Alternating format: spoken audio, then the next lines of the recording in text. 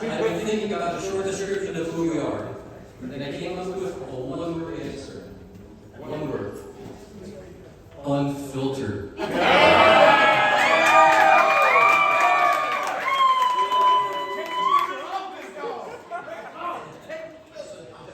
with that in mind, when I found out we'd be talking to you tonight, I got really worried, and knowing out for the moment we're used to speaking to a crowd, let me explain. Those of you who have ever engaged in a conversation with us knows that it could go everywhere and anywhere. And especially in places that we shouldn't just go to this evening. Self-awareness is a really good thing. So a few weeks ago, I was opening our friends Bill and Judy Cole, waiting for Gene to join us for dinner. And I told them how worried I was and why. Oh, thank you. How worried I was and why. And the Coles have been in hundreds of conversations with us, which makes them experts on just how unfiltered things can get. So anyhow, I explained my concern and immediately felt better to get it off my chest. And I was probably just overreacting. So I waited for their feedback, which came in less than 1 second. Yeah, we can see that happening. But we're more concerned about Gene.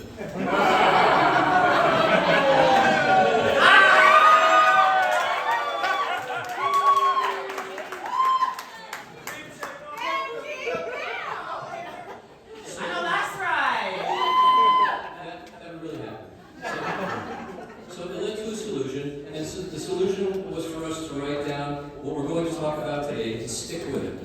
We're calling these pieces of paper the script. And we're going to stick to the script, fingers crossed. So let's get started. Anu and Puna threw the engagement party in Austin and this morning's beautiful wedding ceremony. It was beautiful. Thank you for sharing your wonderfully rich Indian culture, Hindu traditions, and gracious hospitality. The celebrations and events have been enlightening, delightful, and truly heartwarming. We certainly have learned a lot and are still learning a lot. Thank you. As we've come to know Swati over the course of the past 2 years, the quality and balance of your parenting excellence is so easy to see. She's a bright, energetic, and beautiful young woman, both inside and out. Amen.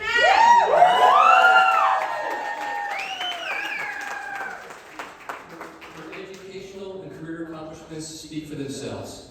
She, like John, emphasizes the value of family, and we joyfully welcome her to ours as well. You should be very proud. I second that. Now it's time to push things up to share a bit about John. Speaking of Mike. Anyway, I just want to say that John, you're a long way. He was born in Columbia, Maryland, and I'd been in labor for quite some time before we went to the hospital. And Rick was doing manning, just putting the babies together while I was in labor. Then he decided to go move along if I would help him move the furniture into the win-win for him. So we get to the hospital, there's a TV room, it's Monday night, so there's football. Again, win-win for Rick. So when John finally did arrive, it was pretty evident that it had been a tough delivery. He had come this cone-shaped head and bruised and swollen face. And as new parents, we're like all elated, but we really didn't think much about it. Until we got home for a few days, when we came to the realization that it was going to take a while for his head to go back to shape. And then he was getting little white bumps all over his face. At this point, when I tell it like it is, we had an ugly baby.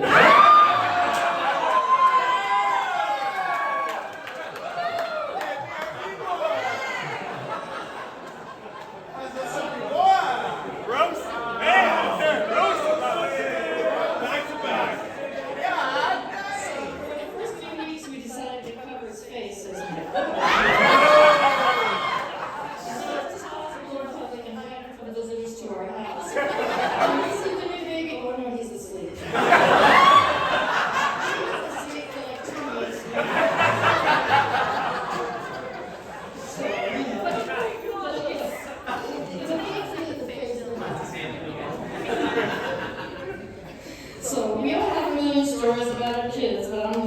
3 little ones. When John was little, he learned to spell his name, and he would spell it J-O-H-9. And that started at 3, and we still call him that to this day.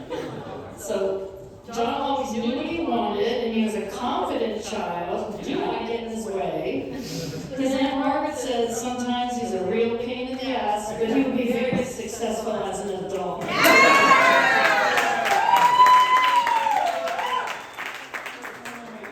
He couldn't wait to go to school, so he started asking when he was 3, can I go to school? So every day at his lunch, he took a Miracle Whip and pepper sandwich, no meat. So when he was 6, we're out camping, and everybody's having hot dogs. You know how good they taste when you cook them outside. So I said, John, please just try one. They taste so good. He took a bite, he looked at me and said, there, I tried it. Don't ever ask me again. So we went to his first parent-teacher conference, and she told the students were expected to know the phone number, address, use of scissors, count to 50. So then she found out that he could indeed count to 50, and then he made us sit there until he counted to 100. So we moved to Oregon. We decided we were just going to stay 18 months and go back to Arizona. Around the 6-month mark, John decided he really liked Oregon, and he then informed us that we could move when he was done with high school. Then we have the scratch your head stories. In high school, he wanted to start lift weights. You know, I'm gonna lift weights, I'm gonna lift weights. So we got him a bench with a bench press. And he was removing weights from one side of the bar, and he took all off on one side. All of a sudden we hear this crash. So instead of alternating, the thing flipped and went through the wall, the whole bar. He flipped up the stairway, and went up the stairs, and he goes, oh no, I'm okay. And another time, after a trip to the emergency room, a concussion, stitches to close cuts of his eye, John came to the conclusion that sledding on steep, icy slope with car tires would crash.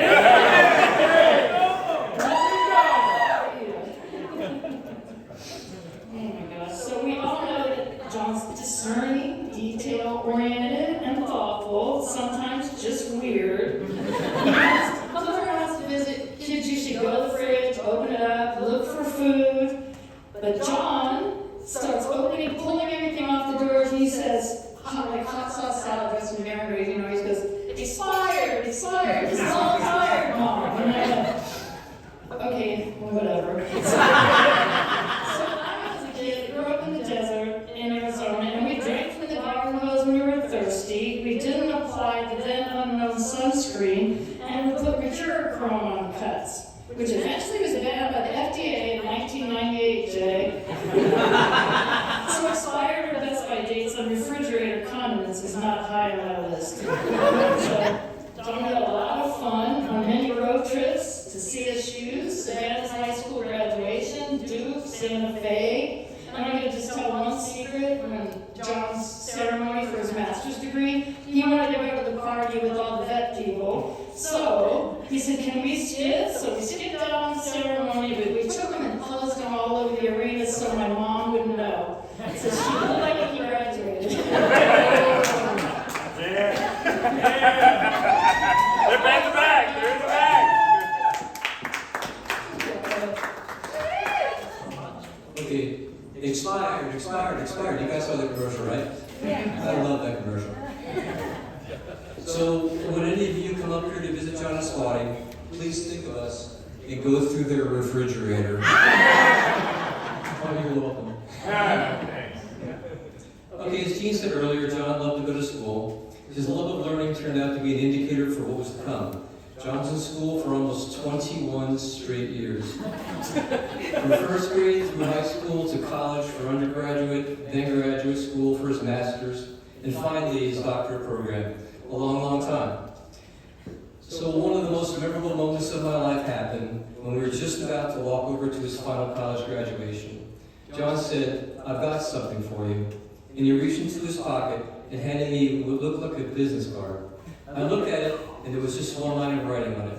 It said, Dr. John Richard Grogan, PhD.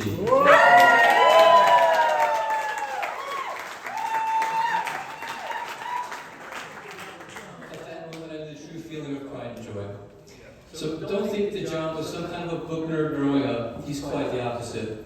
He was very active in sports as well. He played baseball, basketball, football, and soccer, but the sport he excelled at was lacrosse. What a nerd! John was the very first Sunhut High School player to be selected as first-team academic All-State. Quite an honor. Okay, so this next part is especially for John's friend group, Cousins and Riley. When I ask, you guys are going to get a chance to provide a little feedback, so please don't disappoint. For anybody out there who's ever competed with, debated, or joined forces with John, you're all aware keenly of one thing. He really, really, really, really wants to win.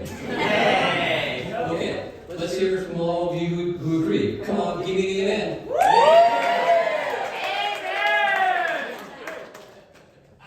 Okay, board games, card games, pool, beanbags, go-karts, basketball, can jam, beer pong, ping pong, foosball. Think of it, John goes all out for everything. Playing the game is maybe a little fun, but winning is why you play. So not winning at first hardly matters to John, and his brother Riley knows this the best about him. Let me ask Riley a question. Riley, to this day, if you play John one-on-one in basketball and he loses, what are the first words out of his mouth? Let's play best 2 out of 3. That's 2 out of 3. And if John loses another game, what does he say?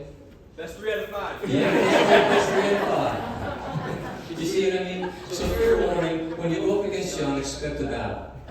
Well, we should probably start to wrap up here. And I know we're having a little fun with John's winning ways, but to be fair, his determination and drive has really worked out for him in many, many ways. And sometimes it has worked out great.